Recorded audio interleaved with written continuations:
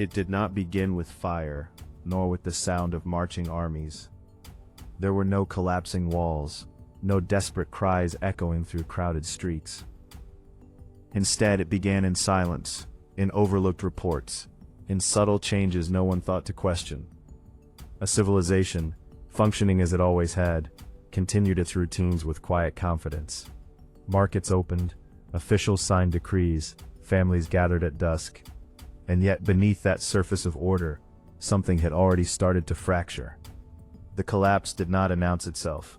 It moved patiently, almost invisibly, like a shadow stretching at the edge of awareness. And by the time anyone thought to look closer, the foundations were already shifting. In the years before everything unraveled, life followed a predictable rhythm. Trade routes flowed steadily, connecting distant lands through fragile networks of trust and dependency. Cities thrived on this movement, their streets alive with merchants, laborers, and the quiet machinery of daily survival.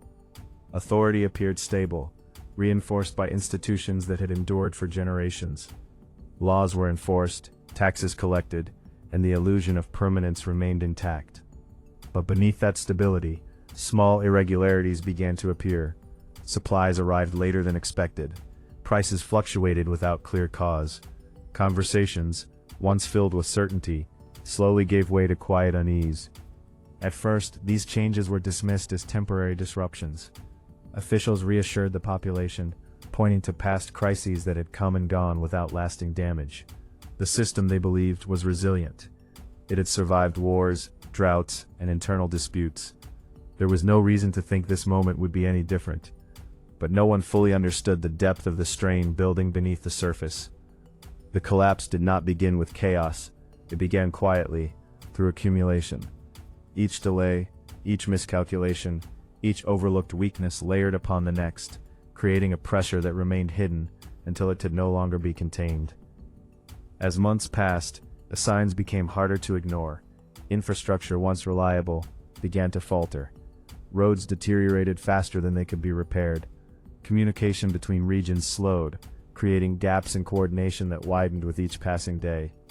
Local leaders started making independent decisions, not out of defiance, but out of necessity. The central authority, distant and increasingly disconnected, struggled to respond. But no one declared a crisis. No alarms were raised. Instead, there was hesitation, a reluctance to admit that something fundamental was beginning to fail. In the markets, the impact was subtle but undeniable. Goods that were once abundant became scarce. Traders adjusted their prices cautiously at first, then more aggressively as uncertainty grew. People began to notice the change in tone. Conversations shifted from routine exchanges to quiet speculation. Rumors circulated, each one carrying fragments of truth mixed with fear. Still, daily life continued. People adapted, as they always had. But beneath that adaptation was a growing tension, a sense that something was no longer working as it should. Then came the decisions that would accelerate the decline. In an effort to stabilize the situation, authorities imposed stricter controls. Regulations increased, trade was restricted, and resources were redirected in ways that seemed logical on paper. But these measures, instead of restoring balance, disrupted what little stability remained. The system, already fragile, could not absorb the additional strain. What had been a slow erosion now began to quicken. And yet even then, the true scale of the collapse remained obscured by the belief that recovery was still possible. By the time the first clear signs of systemic failure appeared, it was already too late. Entire regions began to operate independently, not out of rebellion, but because communication had broken down entirely. Supplies failed to reach their destinations. Essential services became unreliable. The intricate network that had once held everything together started to unravel, thread by thread. And still, there was no single moment that could be identified as the collapse. It was not an event.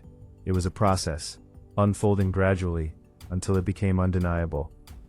For ordinary people, the consequences were immediate and deeply personal.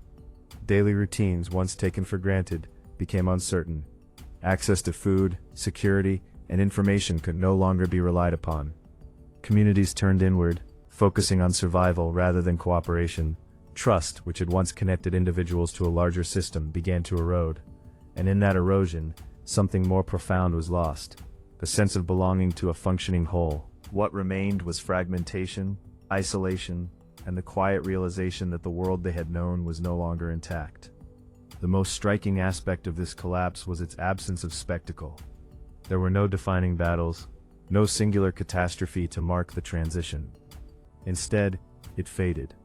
Institutions ceased to function, not because they were destroyed, but because they slowly lost their ability to operate. Authority dissolved, not through confrontation, but through irrelevance. And as this happened, history recorded little. There were no dramatic accounts, no vivid descriptions to capture the moment. It was in many ways a collapse that happened without witnesses. In the years that followed, the remnants of that society adapted to a new reality. Smaller systems emerged, localized and disconnected from what had once been a unified structure.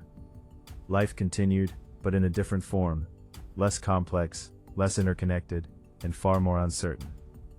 The memory of what had been slowly faded, replaced by new patterns of survival. And without a clear narrative of destruction, the significance of what had occurred was gradually overlooked, absorbed into the background of history. But the impact did not disappear. It reshaped the course of development in ways that would only become visible generations later. Trade networks that had once spanned vast distances were never fully restored. Knowledge was lost, not in a single moment, but through gradual neglect. And the idea of stability, once taken for granted, became something fragile, something that could no longer be assumed. The collapse left no monument, no ruins to mark its presence, only absence. And perhaps that is why it was almost ignored, because it did not fit the pattern of how collapse is expected to look.